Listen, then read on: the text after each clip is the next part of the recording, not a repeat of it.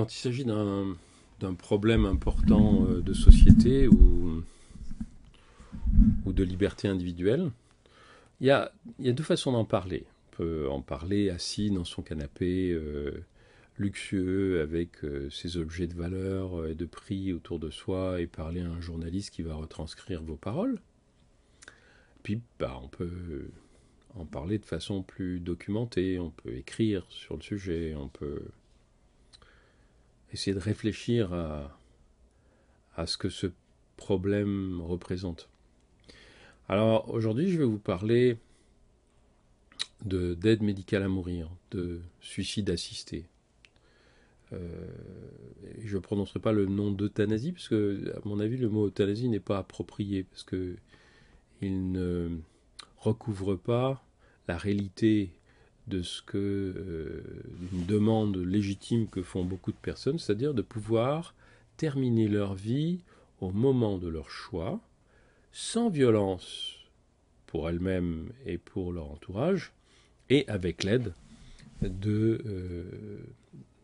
techniques médicales qui permettent de mourir sans souffrir. Et donc, pour parler de cette aide médicale à mourir, je rappelle que je vis au Canada, je suis citoyen canadien, et au Canada, l'aide médicale à mourir est légale, elle est encadrée, elle est légale depuis un bon nombre d'années maintenant. Elle n'a pas fait s'écrouler la société, pas plus qu'elle ne l'a fait s'écrouler en Belgique ou aux Pays-Bas, où c'est légal depuis encore plus de temps. Et donc, pour vous parler de ça, de l'aide médicale à mourir, je vais vous lire des extraits d'un livre que j'ai écrit il y a quelques années, en 2012, qui s'appelle En souvenir d'André, et dont c'est exactement le sujet. Dans un cadre un petit peu étroit, puisqu'il s'agit de l'histoire d'un praticien qui aide d'autres soignantes et soignants à mourir quand il ou elle lui demande de l'aide, dans un pays imaginaire, mais qui est la France, dans laquelle ce n'est pas légal. Et donc je vais vous lire quelques extraits de ce livre. Le personnage, qui s'appelle Emmanuel, commence par pratiquer des IVG, et puis les IVG c'est un peu dur pour lui, et il n'aime pas faire mal, et il se rend compte que dans un certain nombre de cas, les femmes ont mal, même si on fait en sorte qu'elles n'aient pas mal. Et donc comme il a beaucoup de mal lui-même à faire mal, on lui recommande d'aller travailler à l'unité de la douleur. À l'unité de la douleur, on recevait des femmes et des hommes qui souffraient, tout le temps, depuis longtemps, de tous les côtés. Beaucoup avaient des douleurs qui n'avaient jamais été étiquetées, jamais été identifiées. Leur médecin n'y pouvait rien et leur avait dit parfois que c'était dans la tête. On ne leur avait pas appris que dans la tête, il y a le cerveau, que la douleur, le cerveau l'aperçoit et parfois la produit. Quand les gens disent qu'ils ont mal, ils ont mal. Dire que c'est dans leur tête, c'est comme leur dire « vous avez mal parce que vous avez mal ». Autant leur donner un coup de marteau.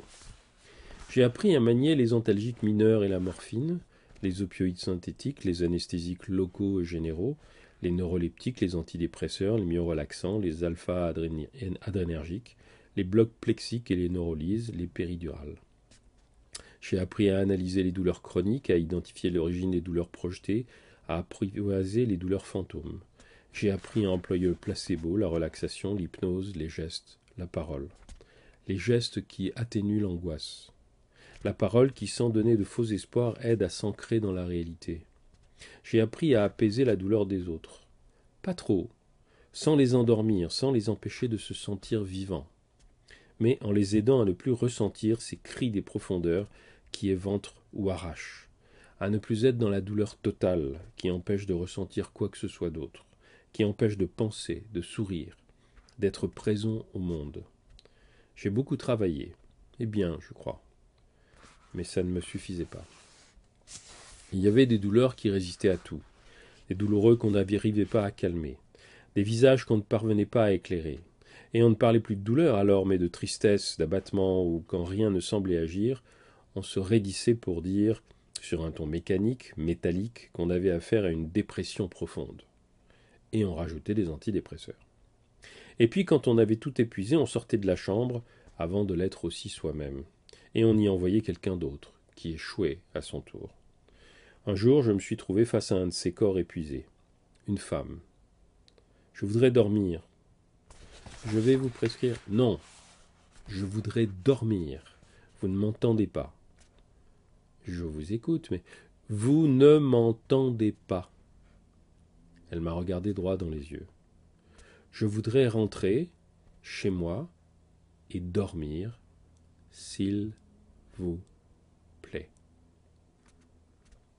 Ces mots m'ont renvoyé 6 ans en arrière, infirmier remplaçant, face à une autre femme fatiguée. Je veux rentrer chez moi, disait-elle.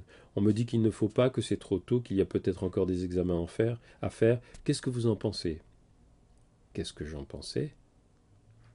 Je pensais au résident grommelant pour lui tout seul, devant moi, comme si j'avais été un meuble, qu'il devrait avoir le courage d'annoncer à cette femme sa maladie terminale, lui dire qu'elle allait mourir et que tout ce qu'on avait à lui proposer ne pourrait que la faire souffrir un peu plus. Je pensais au chef de clinique disant au résident que ça n'était pas à lui de dire la vérité à un patient. Je pensais au patron disant au chef de clinique qu'annoncer sa mort à la patiente, c'était de la cruauté. C'était bien plus humain de le dire à son mari. Je vous fais confiance, mon ami, vous ferez ça très bien. Je pensais aux paroles évasives du chef de clinique s'adressant au mari de cette femme et de ses regards fuyants, et ses réponses monosyllabiques aux questions de l'homme qui tentait bravement de tenir debout sous les coups que l'autre con lui assénait, sans égard, et en insistant « Surtout, surtout, surtout, il ne faut pas lui dire la vérité, ne lui enlevez pas l'espoir de voir ses enfants grandir, même si malheureusement il n'y a plus rien à faire. » Et je pensais aussi aux paroles bonnes et tendres de cette femme rassurant doucement son mari, ce mari déchiré d'éructer des mensonges et dont les yeux hurlaient qu'il ne les croyait pas. Quand j'ai cessé de penser, j'ai entendu ma voix. Vous devriez rentrer chez vous. C'était sorti tout seul. Mon Dieu, elle va comprendre et ça sera terrible, elle va s'effondrer complètement, me suis-je dit. Sortie le soir même contre avis médical, elle est morte 3 jours plus tard. Son mari est venu donner le faire-part d'obsèques à la secrétaire du médecin-chef. En repassant devant le bureau des infirmières, il m'a vu, il est entré. Je pensais qu'il allait me frapper. Il m'a tendu la main. Merci de lui avoir parlé. Moi aussi, je voulais qu'elle rentre à la maison, mais je n'osais pas le lui dire. Sa voix s'est mise à vibrer. Merci pour ces 3 jours. Et donc, ma patiente, 6 ans plus tard, me dit, en me regardant droit dans les yeux, je voudrais rentrer chez moi, dormir, s'il vous plaît. Alors j'ai répondu, je fais le nécessaire. Elle est partie le soir même avec tout ce qu'il fallait.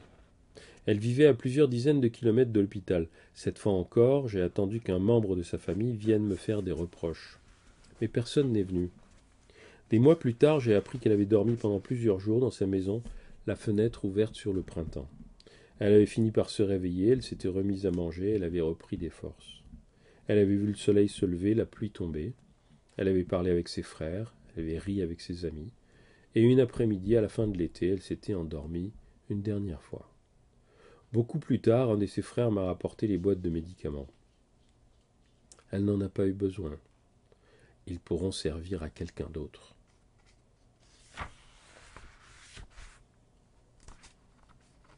Au milieu des paroles, des milliers de paroles, j'avais quelques images en tête. L'histoire d'un groupe d'hommes et de femmes pendant la grande crise économique des années 30. Ils s'enrôlent par 2 dans un marathon de danse. Le couple qui dansera le plus longtemps est censé remporter une somme fabuleuse. Tous les couples s'agitent jusqu'à l'épuisement avant de tomber comme des mouches. Le couple gagnant, ou sur le point de gagner, je ne sais plus, découvre que tout ça est un attrape-nigo. Les organisateurs vont déduire de la récompense promise tous les frais d'organisation.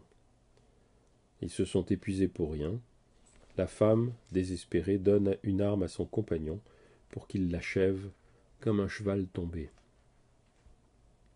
L'histoire d'un soldat de la Grande Guerre. Un obus tombe juste à côté de lui. Quand on le ramasse, il est en piteux état, mais il vit encore. Après l'avoir réduit à l'état d'un homme tronc muet, sourd et aveugle, Le chirurgien militaire déclare qu'il n'a plus de conscience et ordonne de le laisser pourrir dans une chambre. Une infirmière le lave et l'alimente par sonde chaque jour, mais le jeune homme n'est pas décérébré. Il cherche un moyen de lui parler, et il trouve. Une scène d'un film japonais. Au XIXe siècle, un jeune médecin entre dans un dispensaire misérable dirigé par un praticien dévoué à ses patients. Le jeune homme méprise cette médecine aux mains nues. Un jour, son chef le fait entrer dans la chambre d'un vieillard mourant. Il lui dit « Veille-le jusqu'à son dernier souffle. Les derniers moments d'un homme sont sublimes. » Ces histoires étaient là depuis longtemps. Quand je les oubliais, elles ressurgissaient. Mais je ne comprenais pas ce qu'elles me disaient. On disait celle ou celui qui ne souffre ni physiquement ni moralement, ne demande pas à mourir. C'est vrai la plupart du temps. Je le savais, je connaissais les règles, et je faisais tout ce que je pouvais pour traquer le moindre signe d'inconfort, pour émecter les lèvres dès qu'elles étaient un peu trop sèches, pour changer l'oreiller un peu trop mou, un peu trop dur, pour masser un dos, des fesses asphyxiées avant d'avoir supporté trop longtemps un corps décharné. Je passais des heures au chevet de celles et ceux qui n'en finissaient pas de souffrir, pour que la visite parfois trop brève de leurs conjoints, de leurs enfants, de leurs amis, leur soit un peu plus douce. Je voulais que l'homme ou la femme allongée dans le lit sourie à celle ou celui qui entrait. Je voulais que le visiteur inquiet se sente rassuré en entrant et sourie à son tour, que le cadre sinistre de la chambre disparaisse devant le plaisir de se revoir. Mais parfois, tout ce qu'on fait pour soulager, rassurer, entourer ne suffit pas. Parfois, la douleur n'habite ni le corps ni la pensée. Ce n'est plus exactement une douleur, mais le vide laissé par un morceau de soie arraché à l'emporte-pièce. Une absence insondable, impossible à combler, un manque. C'est ce qu'on ressent lorsqu'on passe toutes ces journées sans personne à qui parler, sans personne qui s'approche et se penche et met ses bras autour de vos épaules pendant que vous lisez assis dans le canapé, sans une main à effleurer lorsqu'elle ne fait que passer, sans un sourire à donner ou saisir. L'absence de l'autre est un enfer aussi. Ce n'est ni la douleur, ni la dépression, ni la solitude. C'est un sentiment plus pénible encore, celui d'en avoir assez. Être là, d'être là. À l'époque, quelques États d'Europe et d'Amérique toléraient l'assistance ou l'autorisaient sous condition. Mais ici, le seul fait de mentionner le mot déclenchait des hurlements. L'hypocrisie était insupportable. Lorsque des jeunes gens se retrouvaient dans le coma après un accident de voiture, des équipes entières de médecins et de psychologues entouraient la famille pour la convaincre de les laisser prélever ses organes. Ils n'expliquaient pas toujours que le cerveau est une machine bizarre. S'il n'a pas été complètement écrabouillé, on n'est jamais tout à fait sûr qu'il a définitivement cessé de fonctionner. Ils disaient que les autres organes sont précieux. Les malades en attente de greffon meurent tous les jours. Lorsqu'il est possible de prélever un foie, un cœur, des poumons, des reins, des cornets, de la peau en bon état, on peut faire abstraction d'un cortex abîmé. Cette vie végétative ne mérite pas d'être vécue. Celui ou celle qui n'a pas expressément exprimé son refus peut être prélevé. Et on allait convaincre la famille qu'elle faisait une bonne action, ou lui reprocher son égoïsme. Tant de vies pouvaient être sauvées grâce à cette unique mort. Un malade dans le coma, au fond, ne pesait pas lourd. Il n'était plus en état de donner son avis. Sa famille ne l'était pas non plus, on n'allait pas attendre qu'elle reprenne ses esprits. On pouvait raisonnablement statuer à leur place que le don de ces précieux organes valait mieux qu'une survie artificielle. D'autres médecins bien intentionnés ne demandaient pas l'avis des handicapés pour les stériliser. Ils ne demandaient pas l'avis des femmes pour leur retirer l'utérus ou les seins. Ils ne demandaient pas l'avis des hommes pour les amputer de leurs pieds ou de leur prostate. Ils ne demandaient pas l'avis des parents, pour administrer du potassium aux grands prématurés qu'ils jugeaient irrécupérables. Dans tous ces cas, et dans bien d'autres, ils trouvaient raisonnable de décider sans rien demander aux premiers concernés. Ce n'était pas seulement de l'hypocrisie, c'était une posture de pouvoir. Un jour, je n'étais qu'un étudiant perdu dans le groupe compact qui suivait le patron pendant sa grande visite, nous étions au chevet d'un patient comateux. En apprenant que le service allait manquer de lit, le médecin-chef a murmuré quelque chose à l'oreille de l'infirmière. Elle l'a regardé brièvement, puis, sans un mot, s'est éloignée. Quand elle est revenue avec une seringue prête à servir, nous étions sortis de la chambre. Le patron a désigné l'une d'entre nous et lui a dit d'aller injecter ça dans la perfusion du patient, avant de tourner le dos et de se diriger vers la chambre suivante. Quand l'étudiante est ressortie, toute fière de s'être vue attribuer cette mission de confiance, elle a voulu aller jeter la seringue et l'aiguille dans la salle de soins. Là, 2 aides-soignantes essuyaient des instruments. Où est-ce qu'on la met, l'entrée? Sur un brancard dans le couloir? Non, au 12. Mais le 12 n'est pas libre. Il le sera bientôt. Je viens de voir l'infirmière préparer le cocktail. En ce temps-là, le silence et la soumission régnaient en maître. Les médecins statuaient, souverainement. Mais lorsqu'un homme ou une femme sentait que leur vie n'était plus que douleur et chagrin, ces mêmes médecins ne trouvaient pas raisonnable leur désir d'y mettre un terme. Ce désir-là ne pouvait pas venir d'une personne sensée, d'un individu compétent. Non seulement il refusait de l'entendre, mais il menaçait de normaliser ce qu'il exprimait, en les internant ou en leur collant une camisole chimique. Sauver la vie était le blason des médecins. Donner la mort, un privilège de leur caste. Alors l'homme ou la femme qui n'en pouvait plus faisait mine d'aller mieux et attendait que le professeur de médecine ait le dos tourné. Ça ne tardait jamais. Puis ils rentraient chez eux et quelques jours plus tard, ils allaient têter le canon d'un fusil au cellier, se balancer à une poutre au grenier. Et c'était leur femme de ménage, leurs voisins, leurs enfants qui les retrouvaient là. Je ne voulais pas avoir ça sur la conscience.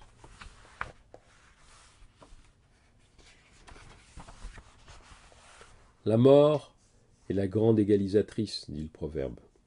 Ben voyons. C'était sans doute vrai à l'époque où tout le monde pouvait mourir du choléra, de la rougeole ou d'une tuberculose. Mais quand je me suis joint à l'unité de la douleur, rien n'était moins vrai.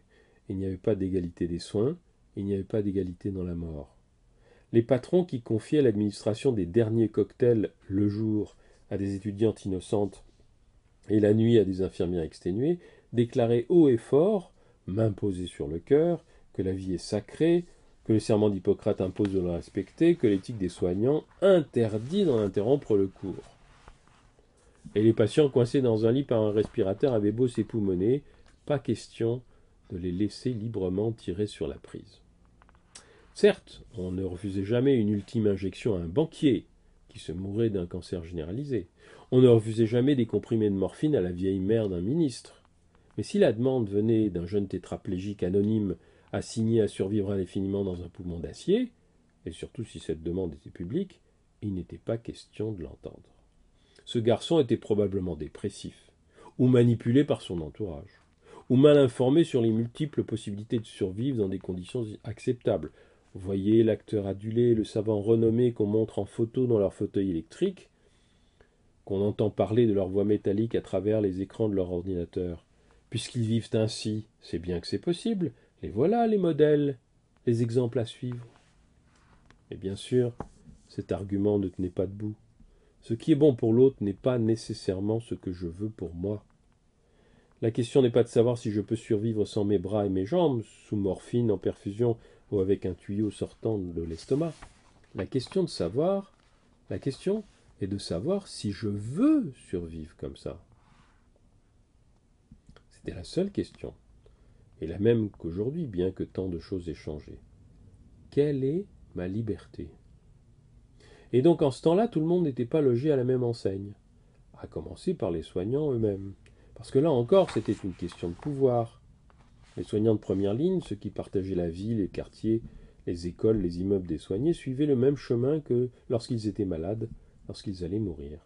Ils atterrissaient à l'hôpital, où ils découvraient à leur tour l'anonymat, l'ignorance, le mépris, les attentes interminables, la sonnette qui ne sonne pas, les infirmières éreintées, les praticiens pressés qui passent à peine la tête par la porte et se détournent aussitôt parce que leur cellulaire se met à sonner, et qui, lorsqu'ils ont fini de répondre à leur épouse, à leur maîtresse, à l'ami avocat, aux journalistes, décident, en lisant l'heure sur un petit écran, qu'ils n'ont plus le temps d'entrer finalement, et, convaincus qu'on ne les entend pas bavasser dans le couloir, haussent les épaules et lancent à l'infirmière, aux étudiants mutiques. De toute manière, c'est cuit, qu'est-ce qu'on va faire de plus? Le pauvre type, renvoyez-le chez lui. Les plus chanceux de ces soignants mourants disposaient encore d'un carnet d'ordonnances ou d'une réserve de médicaments contrôlés. Dans leur désir égoïste de ne pas traîner, ils tentaient de préserver un semblant de souci pour leur entourage, calculer au plus près le nombre de comprimés nécessaires pour s'endormir sans tout vomir, et détruisaient le reste afin que leur conjointe ou l'un de leurs enfants ne les avale pas plus tard, par erreur ou par désespoir. Et puis un jour que la famille épuisée de rester à leur chevet prenait un peu le large, ils se versaient un dernier verre, y mêlaient les comprimés soigneusement écrasés et avalaient le tout, juste après la visite de la voisine, venue leur remettre la couverture sur les genoux. Les plus mal lotis des soignants agonisants, en revanche, crevaient à l'hôpital, comme tout le monde. Et ils avaient beau demander qu'on les arrache à leur misère, on ne les écoutait pas plus que les autres. On avait même tendance à les fuir encore plus car ils ne gobaient pas les mensonges. Ils avaient trop vu par le passé d'autres qu'eux les avaler de force. Mais dans la mort comme dans la vie, certains médecins étaient privilégiés. Aux professeurs qui n'en pouvaient plus, leurs élèves ne répondaient pas, ils n'auraient pas osé, qu'ils étaient sous le choc, qu'il y avait encore de l'espoir, qu'ils ne pouvaient pas faire ça à leurs proches, qu'ils ne savaient pas ce qu'ils disaient, qu'il leur fallait réfléchir, voir un psychologue, traiter leur dépression, envisager d'entrer dans un protocole d'essai. Vous savez bien qu'il y en a toujours de nouveaux et de plus prometteurs. On ne leur faisait pas la morale, on ne leur faisait pas la leçon. On leur disait qu'on prendrait soin de tout à moins qu'ils n'aient une préférence pour telle ou telle molécule. Et s'ils préféraient les prendre eux-mêmes, préféraient-ils un scotch on the rocks ou un martini dry shaken not stirred? Parfois tout de même on ne savait pas trop quoi leur dire. Vous connaissez l'histoire du chirurgien, spécialiste du cancer de l'œsophage, à qui on trouve un cancer de l'œsophage. Il consulte ses confrères les plus brillants. La plupart ont été ses élèves. Il connaît leurs valeurs, il leur fait confiance. À son grand désarroi, tous lui font la même réponse. Le spécialiste, c'est lui. Comment pourrait-il lui dire à lui quelle décision prendre? Et il se renvoie la tumeur comme une patate chaude. Les mois passent, son état s'aggrave, il n'est toujours pas soigné. Un jour, son voisin l'invite à monter boire une bière sur le perron de sa maison en bois. Il le trouve abattu, il lui dit. Le chirurgien malade vide son sac et le voisin, qui n'y connaît rien mais qui n'est pas dénué de bon sens, regarde le ciel, hoche la tête et déclare « Toi, t'as besoin d'un bon médecin ». Illuminé par l'évidence, le chirurgien quitte sa région d'influence, s'installe à l'autre bout du pays, cesse d'être un professionnel et peut enfin se faire soigner. Notez bien, il meurt quand même.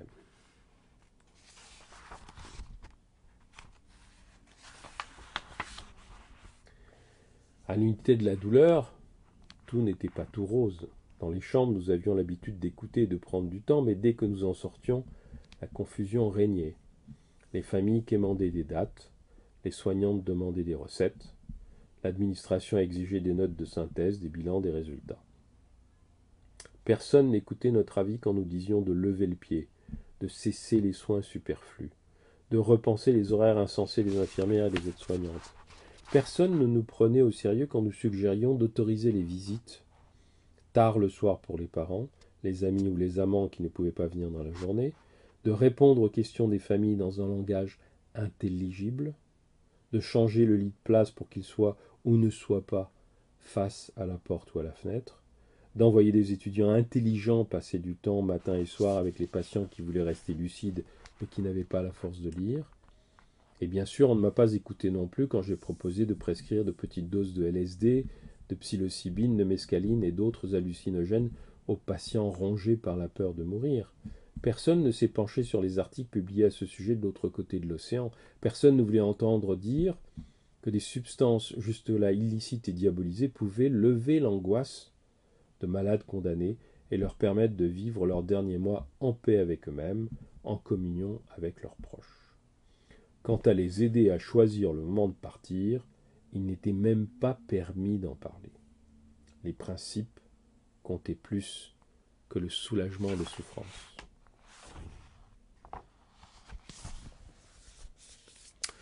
Voilà ce qu'on pourrait dire des circonstances, de l'environnement, d'une demande d'aide médicale à mourir. Voilà ce qu'on pourrait écrire à ce sujet-là, quand on y connaît un petit peu quelque chose, et surtout quand on ne se place pas dans une posture d'homme blanc, riche, privilégié, qui se fout complètement de la vie et de la mort des autres. Je respecte la vie et le désir de mettre fin à ces jours de toute personne qui l'exprime. Et je souhaite vivement qu'en France, comme au Canada, comme en Belgique, comme au Luxembourg, comme aux Pays-Bas, comme dans certains États d'Amérique du Nord et même comme en Colombie, je souhaite vivement que la France, très bientôt, adopte une loi équitable pour permettre aux personnes qui le désirent de mettre fin à leur vie dans des conditions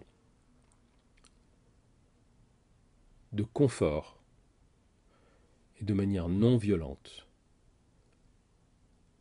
Non violente pour elles et non violente pour leur famille.